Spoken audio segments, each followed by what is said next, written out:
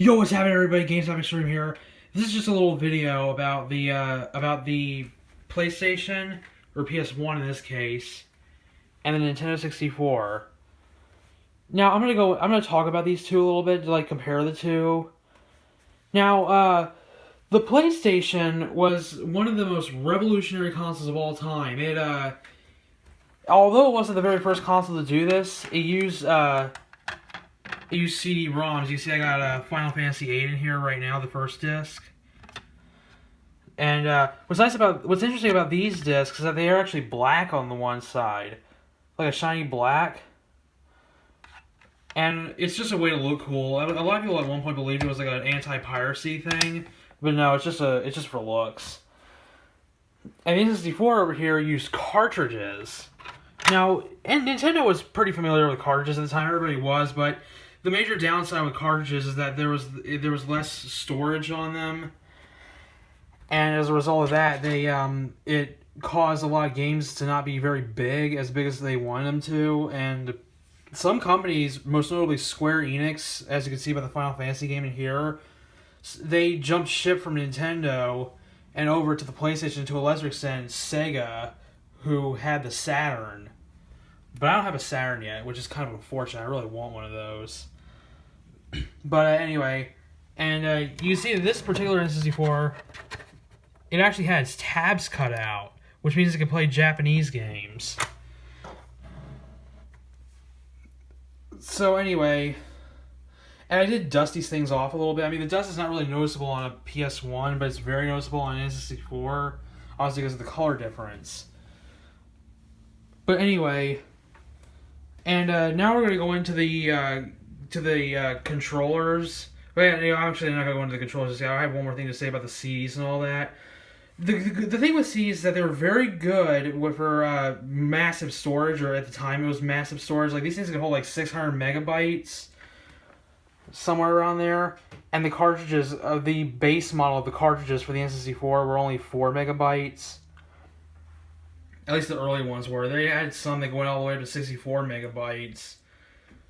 But anyway, and the downs, I like cartridges a lot better than discs because of the fact that they're a lot easier to care for. You just gotta use a Q-tip with Windex or something and clean the circuits on the inside out every now and then. It's better to do that every time before you put it in the console. But in other words, cartridges do not break easily. CD-ROMs, on the other hand, they do break easily. They can crack. They get scratched easily, and that's the big thing right there. They get scratched easily. I mean, I like playing CD games or any games on optical discs, but I have always been a cartridge person. That's why I like that the Switch goes back to cartridges, but enough about that. Now onto the controllers. You can see the PlayStation controller right here.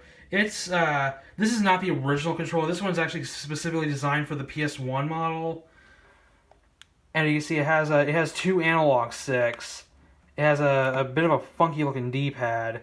Okay, I know I'm going to offend a lot of people by saying that, but it's not your typical D-pad, not like this one. And it has the buttons that become standard. It got X, square, triangle, and circle. And it has a analog button. That's to turn on the analog stick so they support it. And you got start, select, and back here it has which was actually a first at the time, I think. I don't know, maybe Sega might have done this, but it has 2 trigger buttons for each side. It does a total of 4 trigger buttons, and that's pretty cool. But like I said, I think I'm not entirely sure if Sega did that with the Saturn or not, because obviously I don't own a Saturn. But anyway, now onto the N64. Now, something that's interesting to know is that the N64 actually has 4 controller ports, whereas the PS1 only has 2.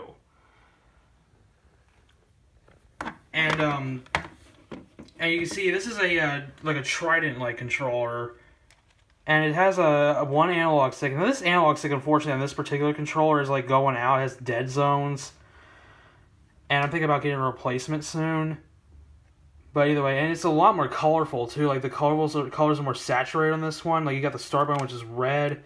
You got a This isn't very colorful. You got a Z button right here, one trigger button. If I can get to it.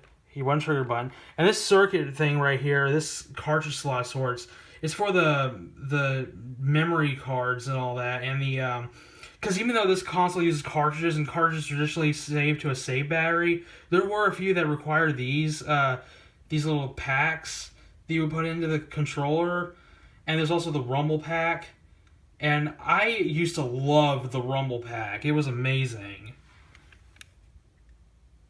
And you got R and L buttons up here. And you got something that's interesting is that they use the C buttons right here. They're basically yellow buttons. Then you got the traditional A and B buttons, which is traditional for Nintendo. Then, of course, you got the D-pad, another very traditional thing for Nintendo.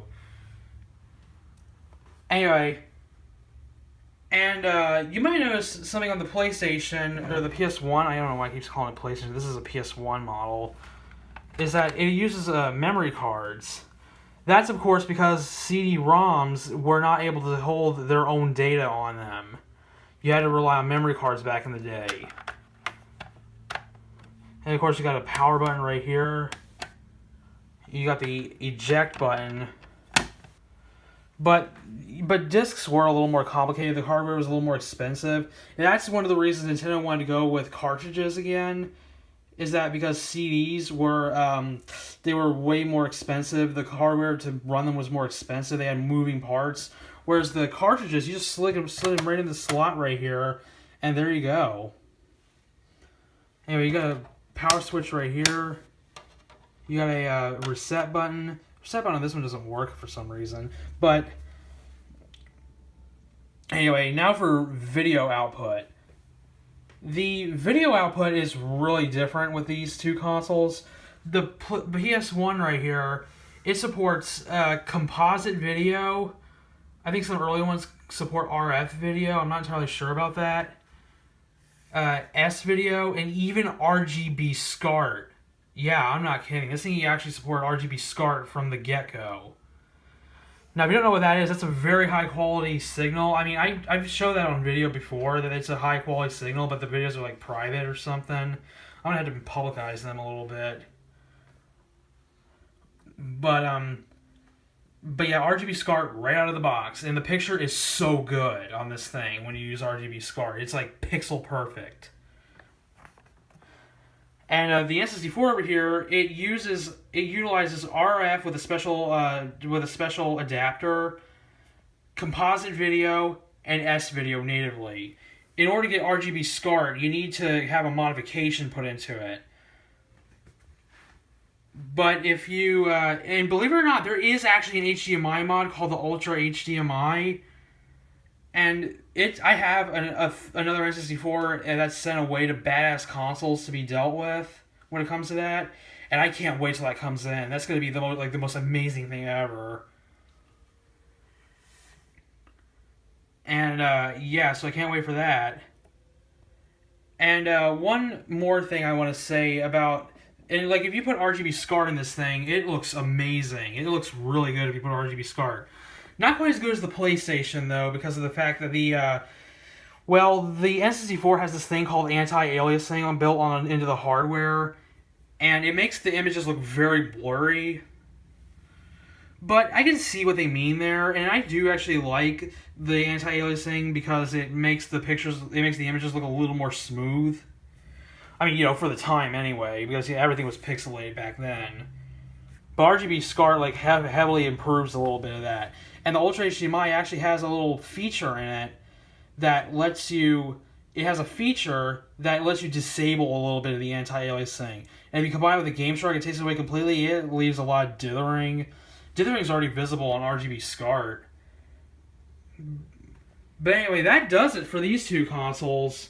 Oh, one more note I want to say about the PlayStation controller. It has Rumble. This particular one has Rumble built into it. But there was originally one that lacked the analog sticks, and it had no Rumble. And then there was a really rare one that had the analog sticks but without Rumble. But I have no hopes of ever getting that one day.